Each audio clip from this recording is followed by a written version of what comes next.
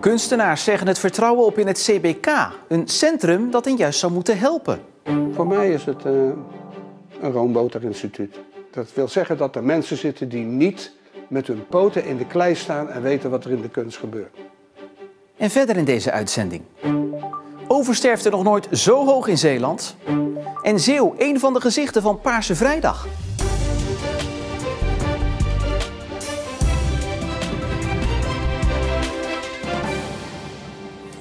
Goedenavond. Het rommelt in de Zeeuwse kunstwereld. 3 kunstenaars hebben een klacht ingediend tegen het Centrum voor Beeldende Kunst Zeeland, het CBK, dat samenwerkingen tussen kunstenaars en andere sectoren stimuleert. Maar bij een nieuw project, waarbij kunstenaars en winkeliers samen zouden gaan werken, is het fout gegaan. En daarom hebben de kunstenaars geen vertrouwen meer in het centrum. Wanneer je 2 groepen bij elkaar wil brengen, die op zich al, denk ik, niet vertrouwd zijn met elkaar, mensen uit het midden- en kleinbedrijf en kunstenaars, dan heb je iemand nodig die weet wat er speelt. En als ik dan zie wat er de afgelopen jaren gebeurd is, heb ik dat vertrouwen er niet in. Dus het enige gevoel wat ik op dat moment had, ik moet daar gewoon bezwaar tegen aantekenen.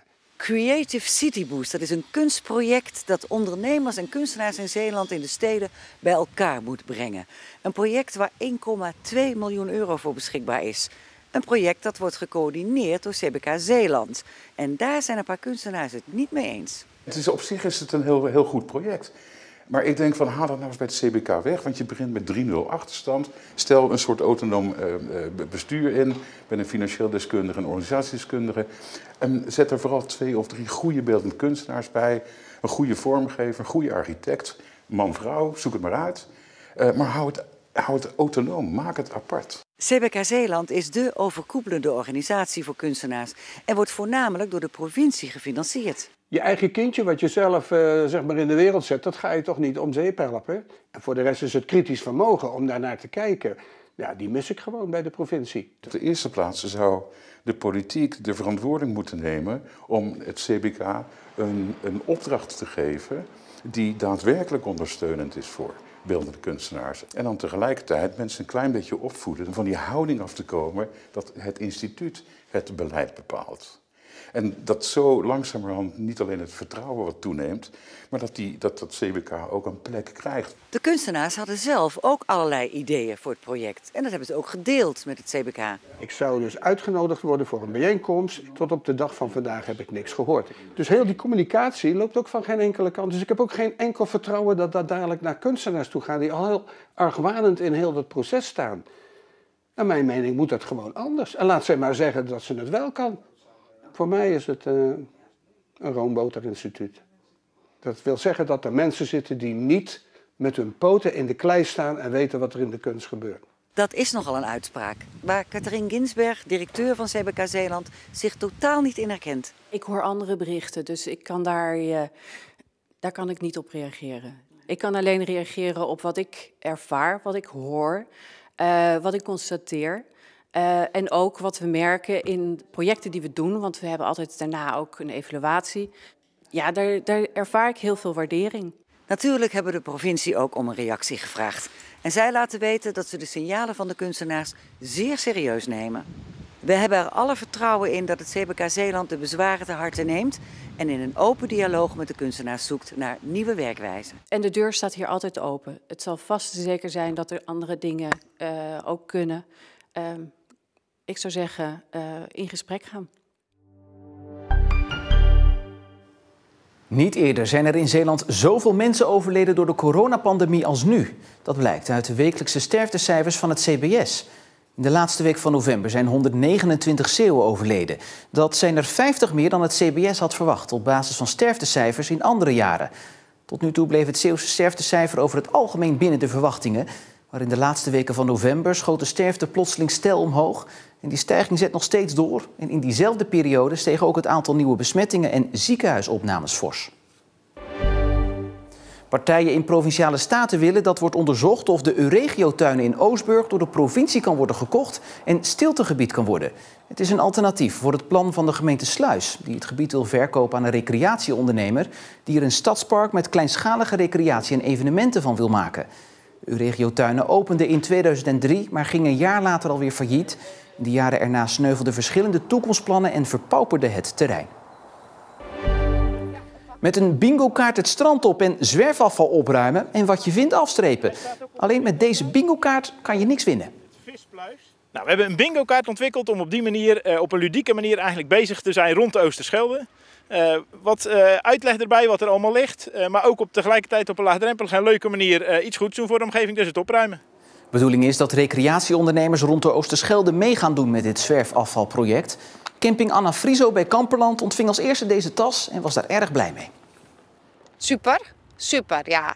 Hoe schoner de stranden worden, hoe beter of het is. En het is ook weer heel leuk voor ons om dat aan de gasten aan te bieden. Ze beheren ruim 200.000 museumstukken in Zeeland en bestaan sinds 1769. Het Koninklijk Zeeuws Genootschap der Wetenschappen. En nu krijgen ze een nieuw logo. Het oude ontwerp was 252 jaar in gebruik en is daarmee waarschijnlijk het oudste logo van Zeeland. Ik denk dat het sowieso bij de top oudste logo's van Zeeland behoort, omdat de meeste logo's inmiddels veranderd zijn. En in deze animatie van het genootschap zien we de muze van het oude logo veranderen in het nieuwe. En het genootschap was dringend toe aan vernieuwing. Omdat we tegenwoordig vooral communiceren via internet en sociale media. En dat vereist toch een wat strakker, dynamischer, gestileerder logo. Dat binnenkort dus mogelijk bij hun uitgeleende stukken te zien zal zijn. Afgekloven boeketten en neprozen die zijn omgevallen. Het gebeurt allemaal op de begraafplaatsen op Schouwen-Duiveland. Wilde dieren eten daar namelijk in de vroege ochtend de rouwboeketten op. Maar niet alleen de boeketten, ook gewoon de grafbedekking, de planten, ze knabbelen aan de bomen. Dus het gebeurt wel eens. In Renesse vallen de bolgrisanten in de smaak. De gemeente vond dit erg vervelend voor de bezoekers. En daarom hangt er nu een pamflet met ingrediënten die de wilde dieren niet lusten. Er is een lijst met planten, eenjarige planten, boeketten, maar ook vaste planten. Waar hertje, reeën en ook konijnen niet zo dol op zijn. En om de mensen te informeren hebben we die lijst opgehangen. En met bijvoorbeeld wolfsmelk of berendruif houd je de dieren van de rouwboeketten af, volgens de gemeente. Het is vandaag Paarse Vrijdag, de dag waarop scholieren worden opgeroepen zich in het paars te kleden om hun tolerantie te tonen aan de LHBTI-plussers. En een van de gezichten van de landelijke campagne is de 15-jarige Samuel uit Middelburg. Be yourself and be proud. Ja, dat is super vet om dat gedaan te hebben. Toen ik het een paar keer heb gezien en ook door aan familie en zo heb laten zien, de posters, het filmpje zelf, zeiden van oh wat tof van je. En dan heb ik zelf ook weer een soort confidence boost gekregen, waardoor ik het echt heel vet vind dat ik het heb gedaan. Ik was 9 toen ik uit de kast kwam als homoseksueel. Zijn ouders en familie reageerden positief. Op de basisschool was dat niet altijd zo. Op de basisschool in groep 7 en 8 ben ik best wel gepest en heb ik daar niet echt per se in depressie of zo. Maar ik was wel echt dat ik dagen thuis kwam dat ik huilend van school kwam. Toch vond hij het niet spannend om naar de middelbare school te gaan. Op school besloot hij zelf een verbond op te zetten als steunpunt voor zichzelf en anderen.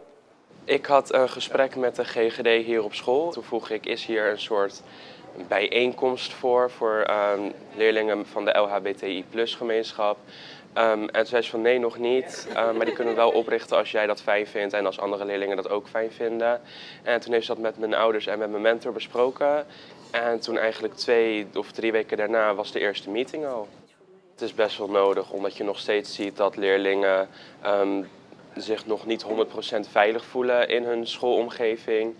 En om daarover te praten en om hulp te zoeken daarbij is gewoon heel erg belangrijk. Omdat op school moet je je gewoon veilig voelen, want daar zit je toch wel een lange periode van je leven. En Paarse Vrijdag draagt daar volgens hem ook aan bij. Het is een hele belangrijke dag voor scholieren en voor iedereen in Nederland die LHBTI+ zijn. En wij vieren soort van om onszelf te kunnen zijn en dat te laten zien. En dat het niet uitmaakt wie, wat of wie je valt. Op school. Jij ook?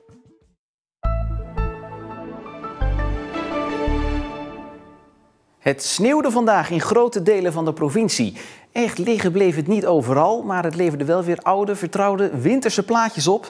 En hier en daar verscheen ook de eerste sneeuwpop, maar er was dan wel weer bijna alle sneeuw uit de buurt voor nodig. Van het weekend geen sneeuwweer, wel bewolking, regen en hier en daar een zon bij zo'n 8 graden. In de nieuwe week starten we met redelijk zacht, droog en zonniger weer. Jotem. En tot zover Zeeland nu voor vandaag. Nog een fijne avond, een goed weekend en tot morgen.